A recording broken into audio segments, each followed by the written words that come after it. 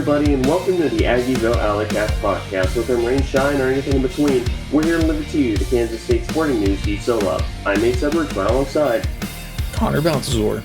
And welcome back to another weekly recap where, this one is actually normal. This one's actually pretty normal. We're still not covering the men because they don't deserve it, but we will be covering the Batcats, which, we always really love covering them. And then we'll be talking about the women's team. But the Batcats actually had a pretty busy week with a grand total of 5 games going on. They do end up going 2 for 3 in those games, or 2 and 3 in those games. And weirdly enough, I think that you can make a pretty convincing argument that by college pitching standards, the pitchers were the ones who stood out for the most part, and definitely were the ones that stood out in the midweek. But the first matchup was up against Auburn down in the state of Texas, down at Globe Life Field, which is where the Rangers play. Unfortunately, K-State ends up dropping that game 5-1. Auburn is a really, really good pitching staff, so I'm not necessarily ashamed of this performance, though 4 hits is definitely tough.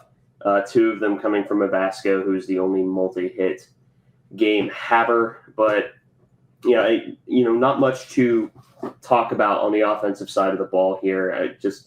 Auburn shut us down, which that's a shame. That could have happened to anybody. In fact, it happens to a lot of teams. They're highly ranked and highly thought of for a reason. But Connor, you get to give the pitchers their flowers because they deserve them. Yeah, James Guyette ended up having a really good start. He went 6 innings, did take him 102 pitches. Strikeouts were down from last week to 4, and then 2 walks, 2 earned runs, and 6 hits. So Guyette really did a pretty good job limiting the Auburn offense for the most part while he was in. This was the second start of the year, and this is certainly a stronger team in the second start of the year. So really, by all accounts, I think Guyette did as well as he possibly could have done. Relieving him, we got 3 different pitchers. Billy Ike, this was his first outing of the year, and he went 1 inning. I gave up a 1 hit, 1 run, and had a walk and a strikeout on 22 pitches. So an eventful inning for Billy Ike. We'll just need to see more innings from him as a reliever before we make any kind of final determinations on how important he'll be to this season. Cole Weisenbaker, he kind of got blown up in his 1 1/3, 4 hits, 2 earned runs, did get 2 strikeouts, but had a wild pitch, 23 pitches. He's still, I think, getting his feel back after missing all of last season. And, it's different for every pitcher. And it's obvious that we're trying to get him a lot of high leverage, important innings early. So that way, by the end of the season, we can kind of rely on him for those situations. I think we're thinking the more we get him now, the more it's going to pay off later. So it does hurt in situations like this. But if you're going to have a bad inning in a third, you might as well do it in the second week of the season against the 9th-ranked team in the country. And even then, by all accounts, it could have been way worse than it was. It wasn't a good inning by any stretch of the imagination, but this is a good inning for his development in his rehab. Then Aiden Longoria, he came in and pitched 2/3 of an inning, relieving Weisenbaker. 3 pitches, 2 groundouts, wildly efficient, almost hilariously so. So good on you, Aiden Longoria, for taking care of business. I do think he did technically give up a run on a trade and out for a run, but it was credited to Weisenbaker because it was his runner. But Longoria has been decent so far. But again, for all of these relievers, it's still very early in the season. It's hard to really draw any conclusions on them yet.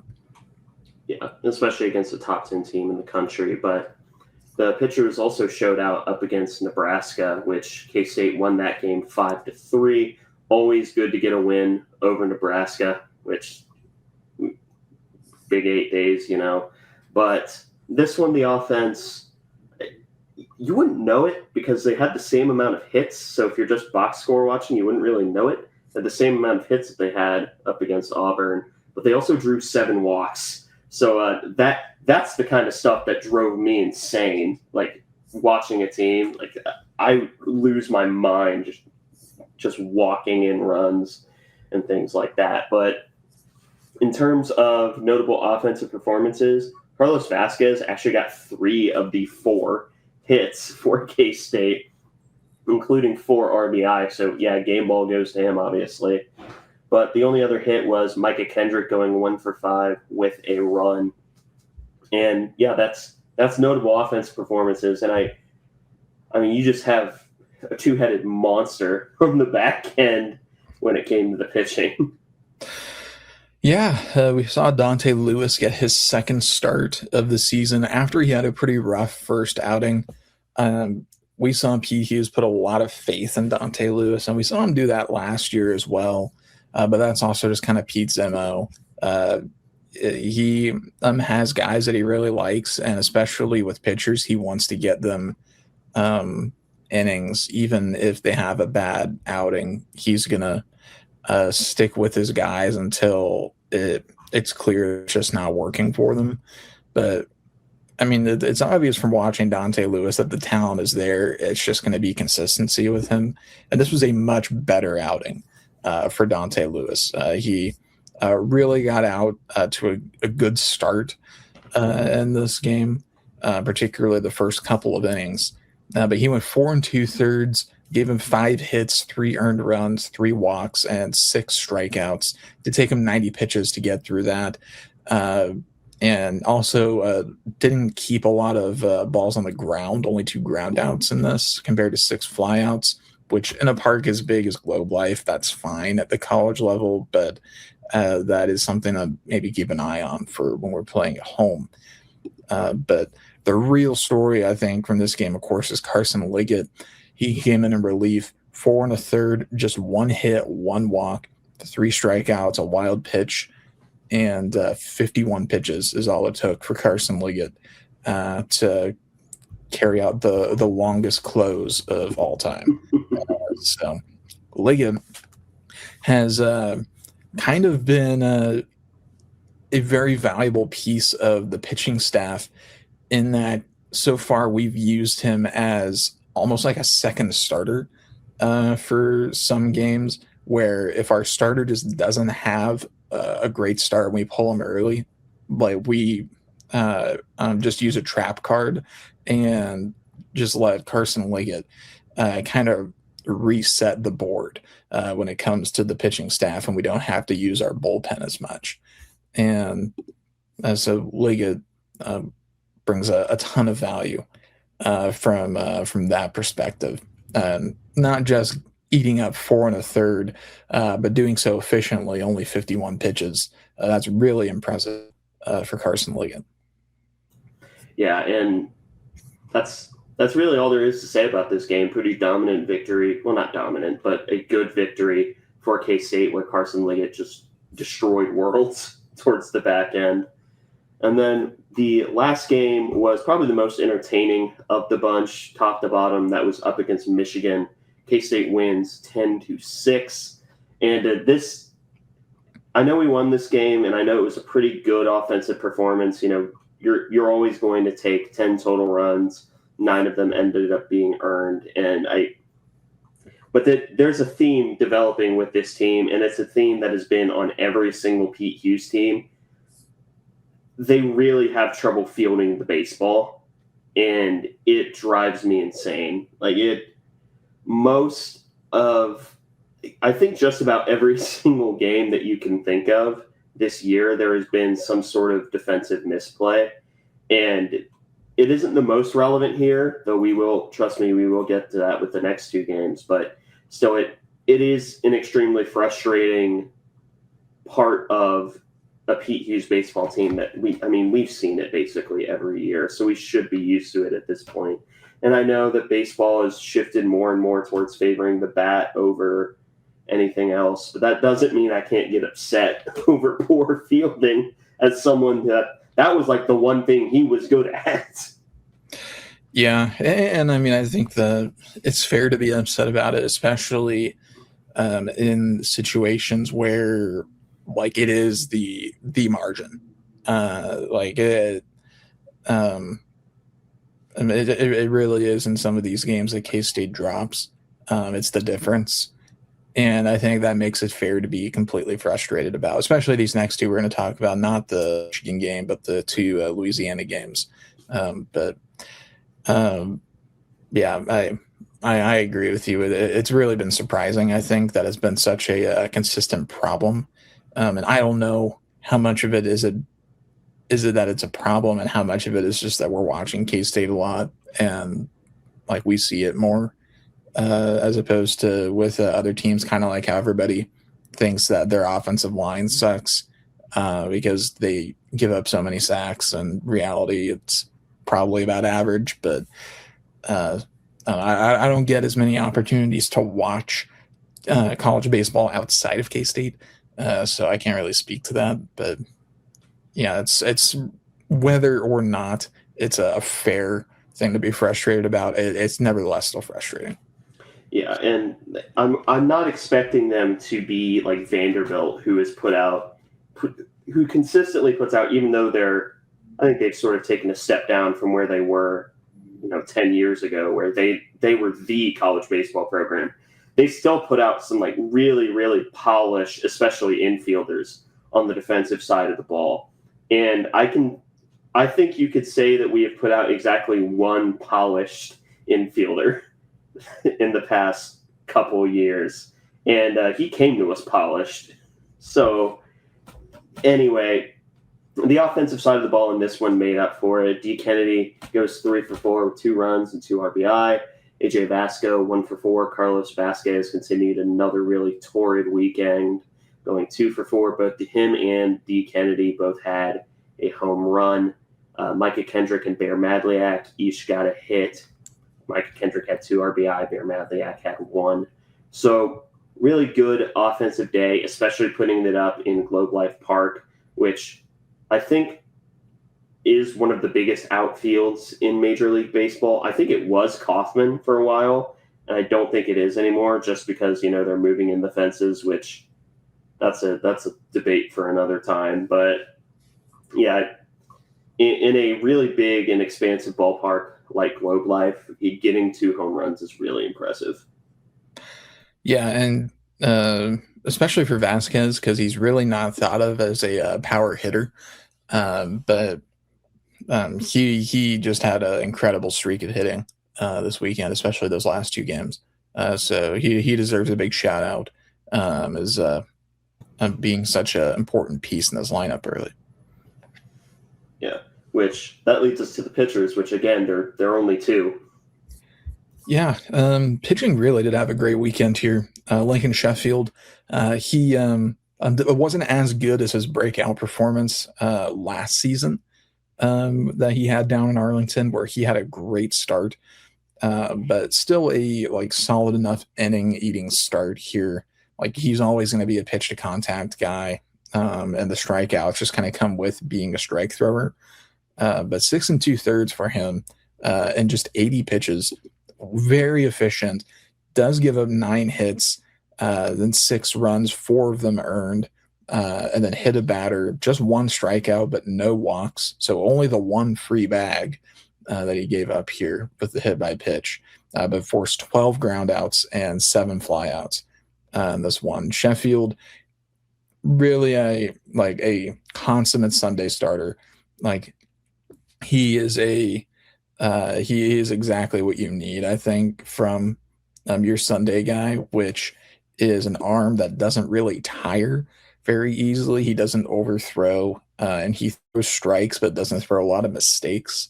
And he's going to give up a few runs, but typically on Sundays or on game 3s, you're going to be seeing a lot of runs anyways because both teams are throwing their third best starter.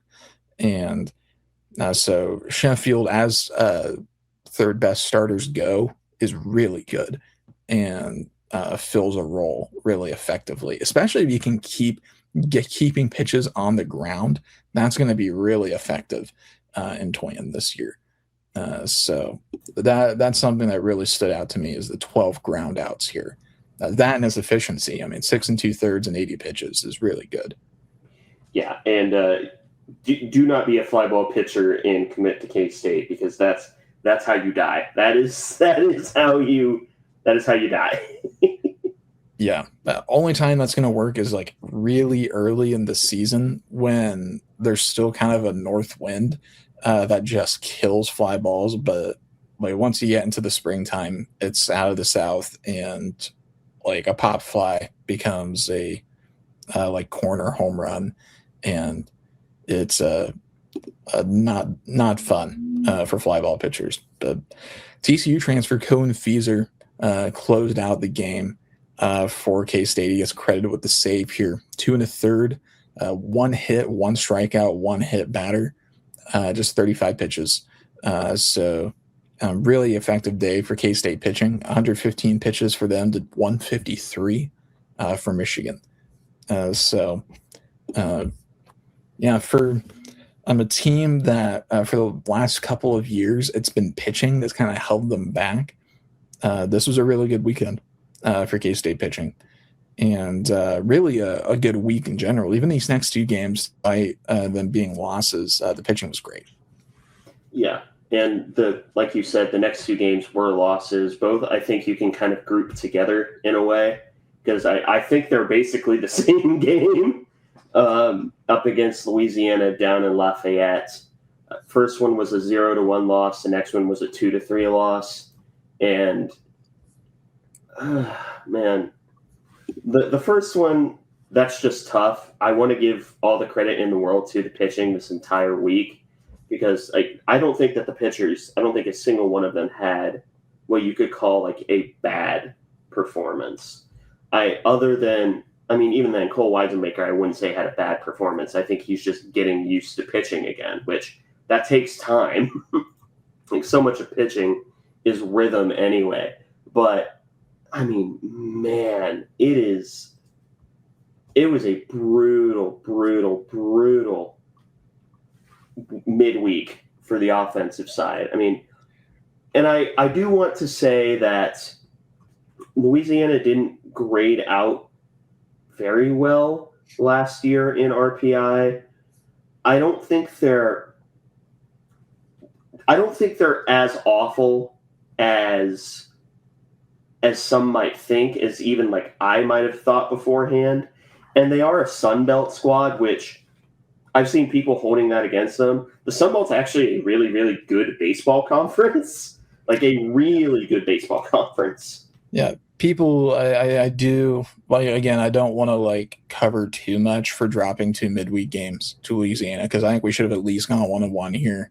But I do think it's fair to qualify that baseball as a sport is not like some of the other major sports in college athletics where it's conference based on how good you are. Baseball's very much geography. And I mean, yeah, there's some of that with football in that the SEC like pulls a lot of local talent in, but the Sunshine States, like the Sun Belt, SEC teams, ACC, the West Coast, especially California, they do really well because they get good weather all year. And that's not to say that we should use that as an excuse for losing. That's to say that Louisiana is not a bad team because they're in the Sun Belt. The Sun Belt's a pretty good baseball conference, and conference affiliation isn't always you can't look at it through a football lens, basically, is what I'm getting at here. Coastal Carolina was in the College World Series last year. They've won one in the last decade. Oregon State, who is in just utter disrepairs of the athletic department, they're historically great. college baseball program. Mhm. And if you look like at maps of great college baseball programs, they are pretty much always going to be in the Southeast or California. And that is like because baseball is a sport that revolves around geography and where you can play outside the most. And Louisiana, like they're going to fall in that group. They're obviously not like a high level power program, but this is the type of program that early in the season in a road game, especially in kind of a weird ballpark, because they don't have a batter's eye down there. It's a like this is a prime suspect for K-State to get upended. But again, like this isn't the worst like series to lose early. I mean, like it's still bad. It's still not good. But I mean, this is nothing like this isn't saying Universe is losing to like Omaha or even Creighton, really, depending on how the season goes for Louisiana. But I mean, they're a solid baseball program. I think this is a better loss than BYU, who we lost to like 2 years ago. Yeah, I completely agree with that. But like this, like some of those really kind of bottom of the barrel Big 12 schools. Yeah, this is a much better loss than that. I think a couple years ago we lost to Air Force, maybe. Yeah, I think we split. Yeah, I think we split. Air Force. I think you're right. Because I think we had one that was just like back and forth, like slugfest offensively. Yeah, I think you're right. Like this is better than losing Air Force for sure. Because I mean, like Louisiana's baseball country. Like they play a lot of really good baseball down there. Like, also, I like that you mentioned that their field is weird because it seems like the dimensions of that field seem like it is it's insane. The outfield looks bigger than some major league parks that exist. Yeah, and Brian Smoller mentioned on the radio broadcast that they do not have a batter's eye there, and there's like some apartments, I guess, like in the back, like right in dead center field, which like again, like you have to adjust. Like ultimately, it's just an excuse, but like that also would affect play. Like it can be two things at the same time. Like it's so weird. It can be a thing that you do have to adjust to because that's just part of the game, and baseball stadiums are all different and all weird. But at the same time, like it can be a weird thing that is like frustrating to deal with. Like there's no reason it can't be both of those things. But despite all of those qualifiers, both of these are games that K-State should have won. Like, and I think that's the worst part of all of it. But ultimately, I think it's unlikely that these two games are going to be games that cost K-State a tournament berth. Like if it comes down to it, I don't think that these will be games that keep K-State out. I think that's really, really unlikely. Yeah. I mean, especially because they're narrow losses with good pitching. And, I mean, the first game was decided by a home run in the third inning. That's just going to happen sometimes. The second game, that's the one that pisses me off. Because that one was okay.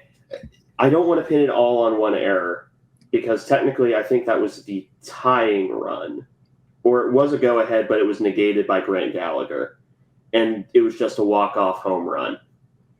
However, I almost forgot to mention Blue behind the plate. Oh my God!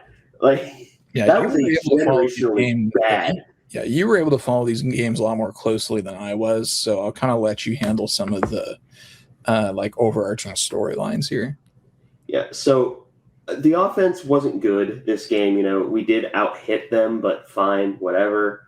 It just didn't really go into it. But the last home run, the walk-off home run, especially, should not have happened because there were some really, really bad ball and strike calls behind the plate. And I'm talking like noticeably bad. There were a few middle ball calls. And I want to be fair. It was on both sides. However, the ULL ones that they got when they were pitching were not as impactful because you could make an argument that the ones that went against K-State, specifically the ones in the 8th and the 11th, were directly responsible for runs because they were both up against in 2 strike counts. Like that That's the stuff that annoys me. That's the ones that really annoy me. Like, you can be bad, but if you're equally bad and it doesn't result in any runs, sort of no harm, no foul, you just suck. But if you suck and you actively have an impact on the game, ooh. Yeah, that is one thing that should probably be a guiding principle for most athletics officials, umpires, what have you.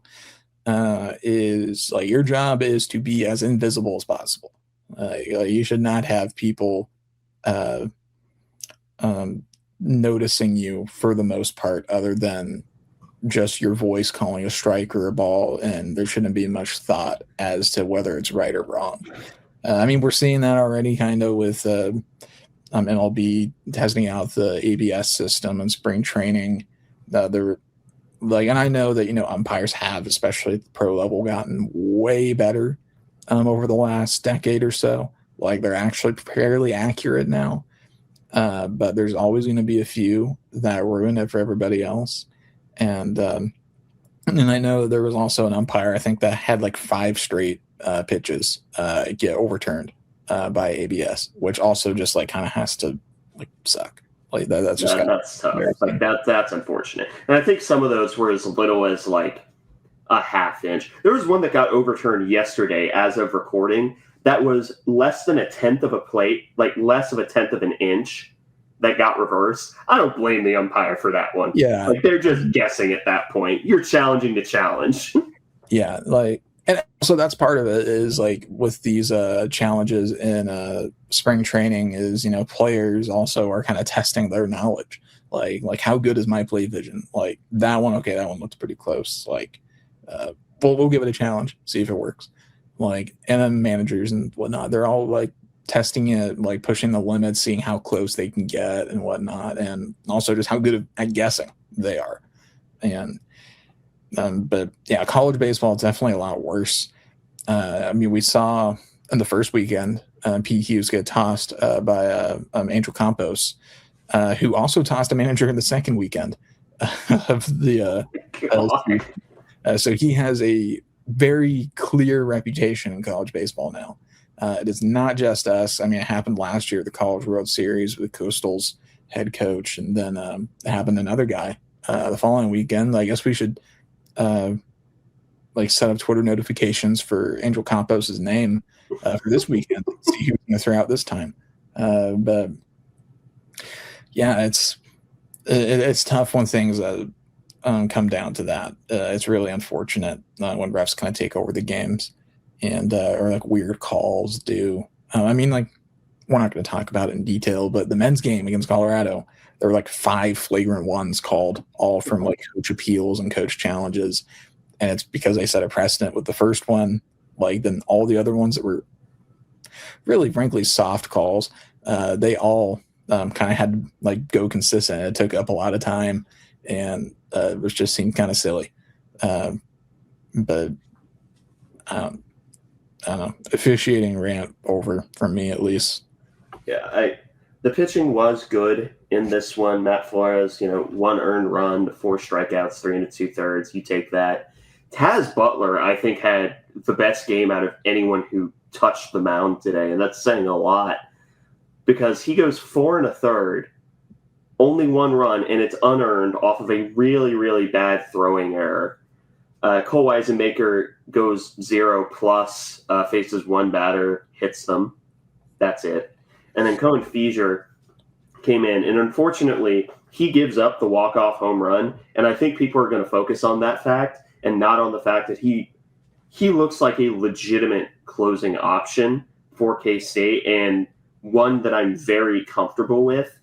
Now, am I as comfortable with him as I was with Tyson Neighbors? No, I don't think I will ever be that level with a K-State reliever ever again. I just don't think that's going to happen.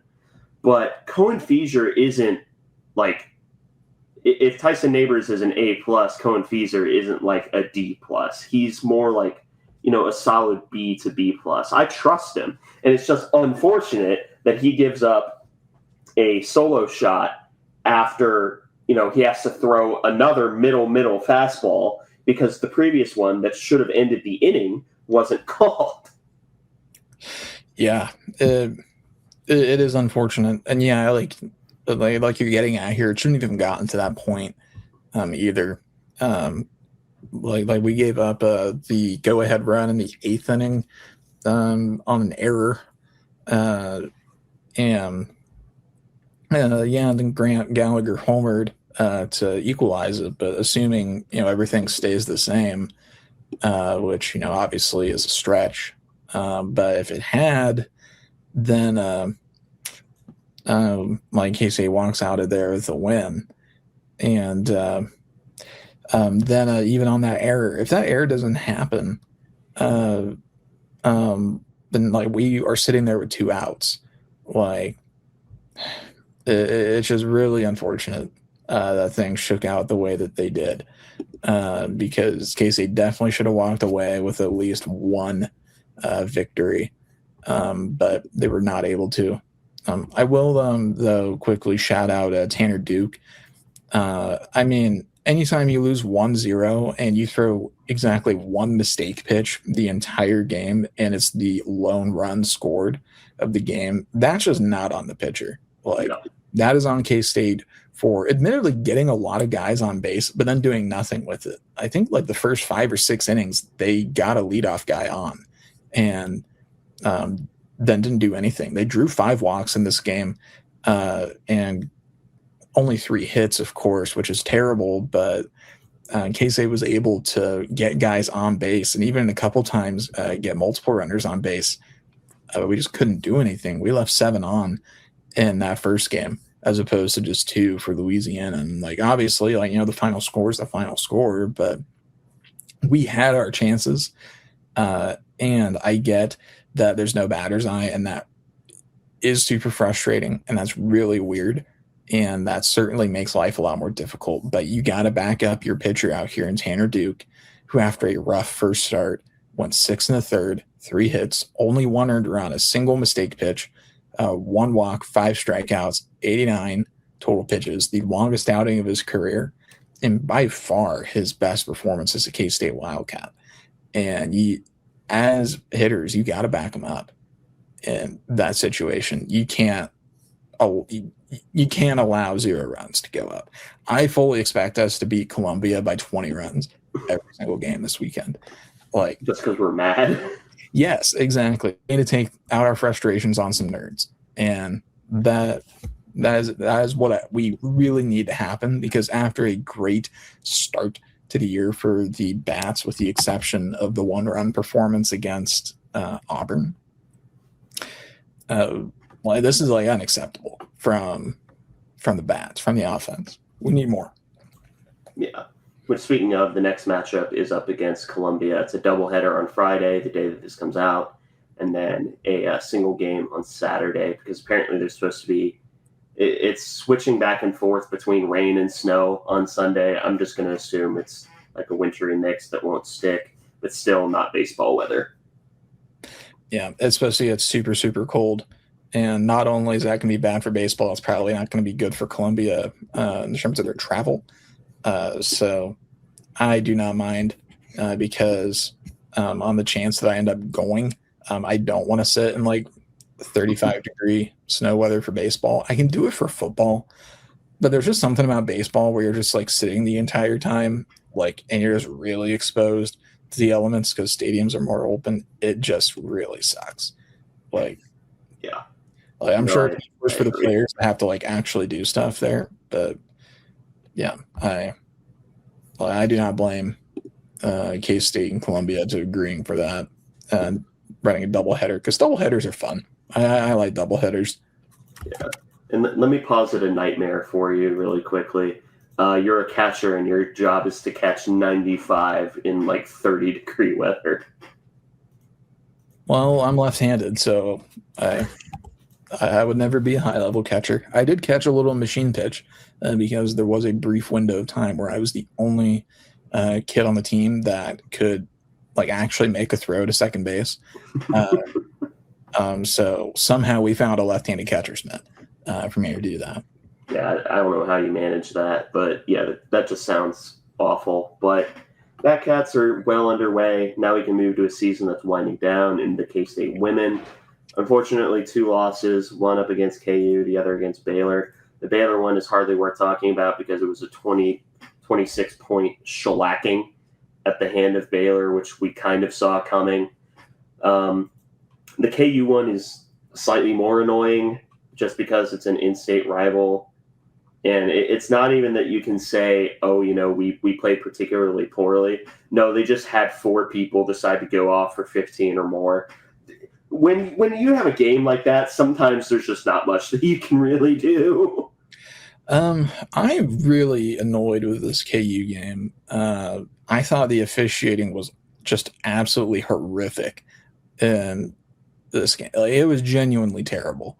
Like, for reference, like, this ultimately didn't impact the game, but like, this is just an exhibit, like a example of the level of performance we got from the officials after a missed free throw or a made free throw with like 2 seconds left in the game. Like, at this point, like, we're losing, it's going to happen. But they the official one of the officials whistles after the made free throw and points to the KU sideline and like signals a timeout, and the KU sideline, they're all just like bewildered because not a single person on their sideline called a timeout. Like, we didn't call one, they didn't call one, and this official is just standing there like, timeout. And They so like decided for them. yeah, so they had to have a whole meeting about it and basically like be like, our bad. We thought you were going to call one. And also, uh, Samaya Nichols for KU, who's like ostensibly a decent player. She like at one point like hugged one of the officials, and that official proceeded to give Samaya Nichols like a few pretty generous foul calls because Samaya Nichols, despite being a good player, is a bit of a foul merchant. And that really was kind of weird. I was rubbed the wrong way by that.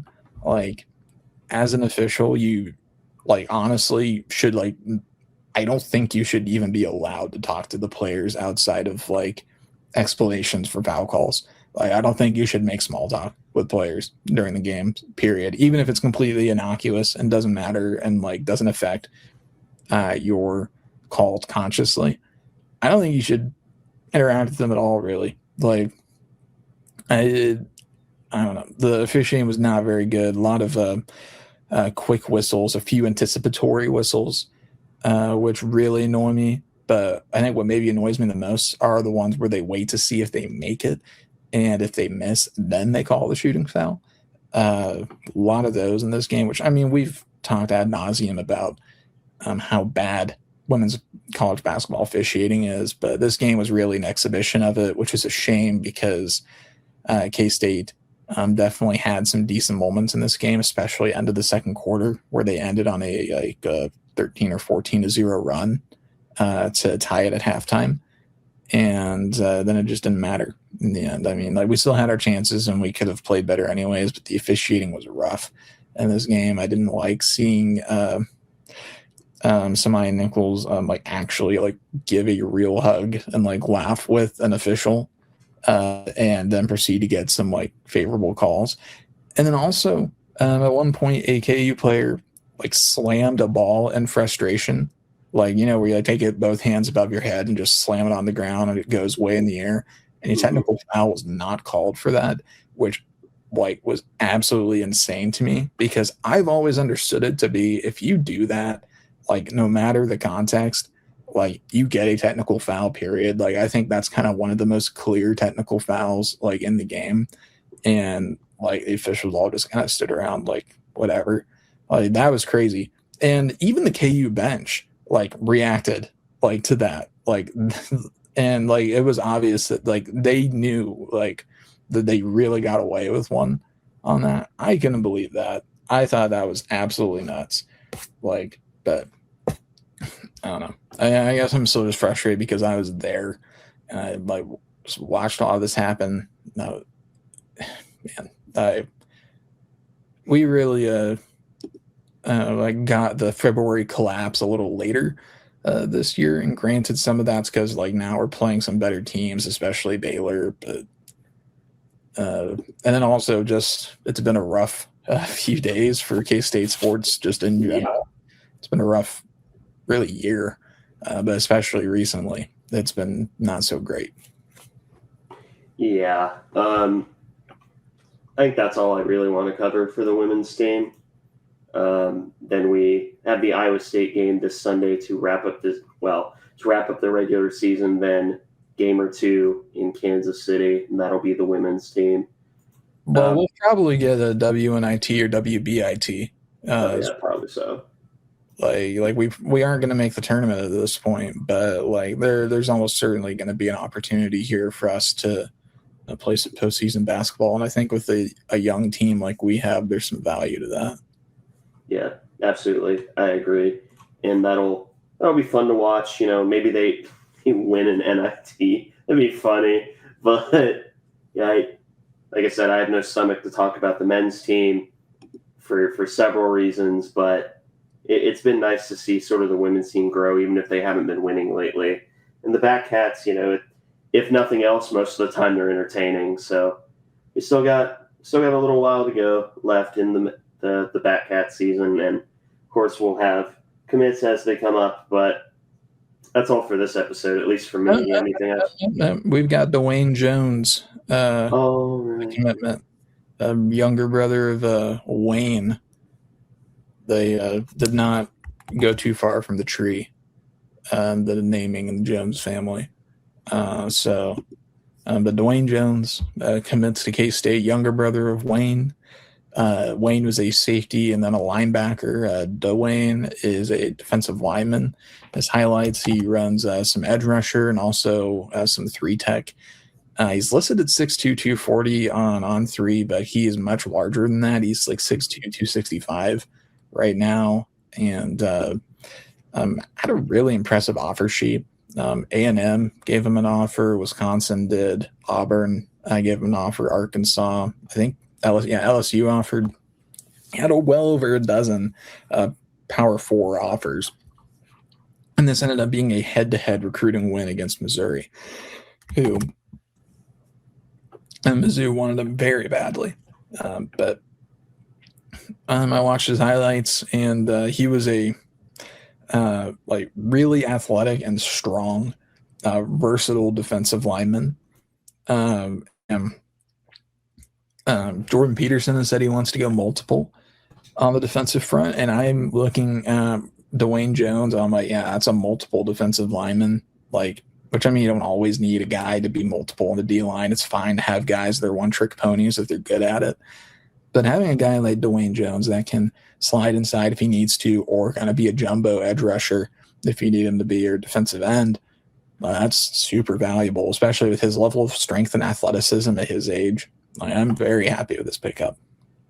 Yeah, I pretty much agree with everything you said. I do see him as sort of that big edge rusher, or your more run defense downs defensive end, which again, being multiple means that you can just kind of slide him wherever he needs to go.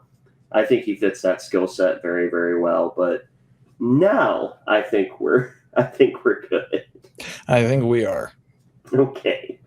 Well, thank you all for listening to this episode of the Aggieville Alleycats podcast. If you want to follow or contact the show, you can follow us just about anywhere at Aggieville Alleycats. And if you want to email us, we're AggieVilleAlleycats@gmail.com. If you want to follow us on more personal, though, I'm at ACEdward00. I am at Connor Baltasor, capital C, capital B. And if you want to support the show financially, please be sure to check out the official Aggieville Alleycats merch store. Link found in our podcast and Twitter bio. But most importantly, thank you all for listening to this episode of the Aggieville Alleycats podcast. Where come rain, shine, or anything in between, we're here to deliver to you the Kansas State sporting news that you so love. Stay safe, Alleycats.